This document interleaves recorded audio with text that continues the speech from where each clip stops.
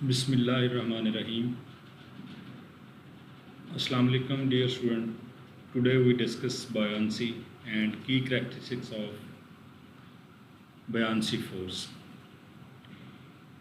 The definition of buoyancy force. The buoyancy force is upward force exerted on an object immersed in a fluid, either liquid or gas. कि बयानसी वो क़ुव्वत है जो ऊपर की तरफ अमल करती है जब किसी ऑब्जेक्ट को किसी लिक्विड या गैस के अंदर आप उसको इमर्स करते हैं, उसको डालते हैं, उसको डुबोते हैं. It is result of the pressure differences between the top and bottom surface of the object due to the weight of displaced fluid. तो ये फ़र्क होता है कि इस चीज़ का प्रेशर का जो बॉटम से और जो बिल्कुल आप टॉप से कह सकते हैं, यानी नीचे और ऊपर के दरमियान जो प्रेशर है, कोई भी जो चीज़ आप डालते हैं उसके अंदर, पानी के अंदर, तो जो डिस्प्लेस फ्लूइड होता है, यानी अगर जब आप कोई चीज़ डालते हैं तो जितनी चीज़ वो पानी के अंदर जाती है उतना फ्लूइड उसके नीचे से साइड से हट जाता है. तो इस वजह से जो होती है बयानसी फोर्स. और एक सबसे बड़ा जो आर्चिमेड्स प्रिंसिपल है बुयांसी के हवाले से, the buoyancy force is governed by the Archimedes principle formulated by the ancient Greeks mathematicians and physicist Archimedes. तो ये बहुत बड़ा रियाजीदान और फिज़िक्स का माहर था. तो इसने एक आर्चिमेड प्रिंसिपल मुतारफ़ कराया.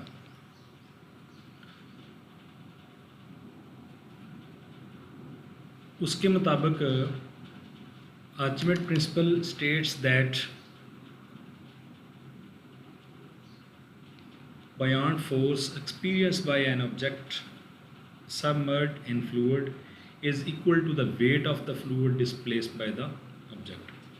उसके मुताबिक बुयांसी की जो फोर्स है, ये buoyant फोर्स है, ये उसके जो डिस्प्लेस्ड ऑब्जेक्ट होता है, डिस्प्लेस आप कह लें, अगर पानी में डालते हैं, गैस में डालते हैं या किसी भी लिक्विड में डालते हैं तो उसके वेट के बराबर होता है. The buoyant force act in opposite direction of the gravity.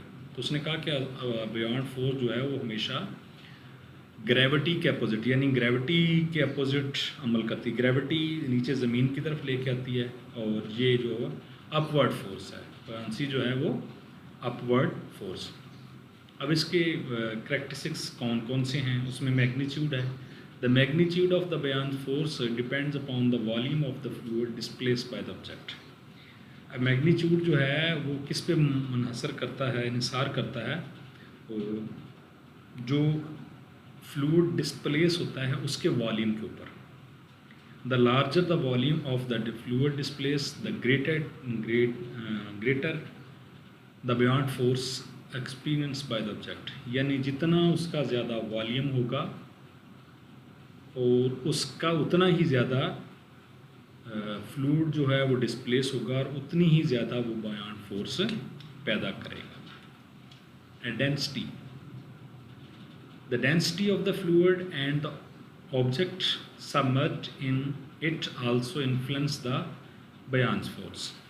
N object with a higher density than the fluid will sink while an object with the lower density will float. यानी अब ये कहता है कि एक और अमल भी इसमें कार फरमा है, वो है डेंसिटी. कि density of the fluid and the object, जो जिस ऑब्जेक्ट को आप या फ्लूइड में डालेंगे उसकी डेंसिटी का भी अमल दखल होगा. An object with the higher density than the fluid will sink. अगर डेंसिटी ज़्यादा है तो जो फ्लूइड है, जो फ्लूइड है उसमें जो चीज़ है वो सिंक कर जाएगी. ठीक है. While the object with the lower density, और जिसकी डेंसिटी कम है वो फ्लोट कर जाएगा. ठीक है. यानी एक चीज़ आप कागज़ फेंकते हैं वो तो तैरता है, और अगर नीडल फेंक देते हैं तो वो डूब जाती है. तो ये सारी की वजह डेंसिटी की है. The buoyant force is greater for object with a higher density. Differences compared to the surrounding fluids. Shape and size. The shape and size of the submerged object affect the distribution of the buoyancy force. तो यानी ये बयान्स की जो force है उसके ऊपर किसी चीज़ की शेप और साइज़ का भी अमल दखल है। कैसे है वो?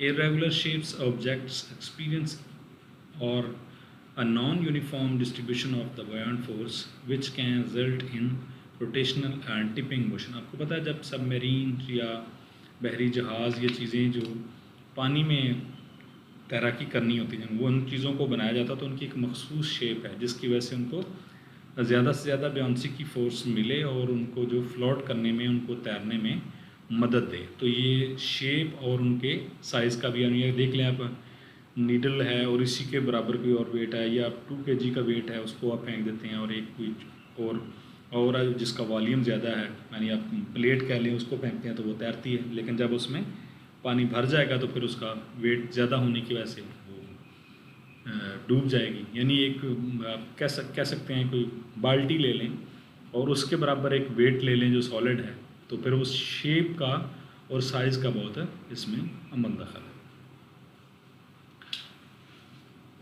The applications of buoyancy force. The understanding of buoyancy force has practical application in various fields including shipbuilding, designing ships with the appropriate buoyancy to float in the water। जो पहले बात कर चुका हूँ मैं कि जो शिप्स वगैरह हैं उनको मुनासिब तरीके से इसीलिए बनाया जाता है कि उनकी शेप और साइज़ और वॉल्यूम का ख्याल रखा जाता है कि उनको फ्लोट करने में मावन साबित हों ये सारी चीज़ें। Hot air balloons utilising the buoyant force to lift the balloon and its pressure, ये भी एक मिसाल दी गई है। Submarine adjusting the buoyancy to control the depth and buoyant force for the अब ये जो सबमरीन्स होती हैं ये पानी के अंदर होती हैं तो इनको भी इस तरह से बनाया जाता है कि उनकी जो क्योंकि वो काफ़ी गहराई में होती हैं और वो होते भी पानी के अंदर हैं तो इस लिहाज से उनकी क्या कह सकते हैं उनको कंस्ट्रक्ट किया जाता है, उनको स्टेब्लिश किया जाता है, उनको बनाया जाता है कि वो बयानसी फोर्स जो है वो कंट्रोल में रहे और इस लिहाज से पैदा हो कि उनकी तैरने में उनको हरकत करने में मावन साबित हो ना कि किसी रुकावट का सबब बने। तो ये था आज का टॉपिक बयानसी और उसके की फैक्ट्स। इंशाल्लाह नेक्स्ट किसी और टॉपिक के साथ आपकी खिदमत में हाज़िर हूँगा। तब तक के लिए अल्लाह हाफिज़, अस्सलाम वालेकुम।